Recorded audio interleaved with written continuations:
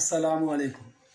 নির্বাচনের দিন আওয়ামী লীগ যদি গতকালকের লকডাউনের মতো নির্বাচন বয়কট করে ও প্রতিরোধ কর্মসূচি ঘোষণা করে, তাহলে কি হবে একবার ভেবে দেখেছেন?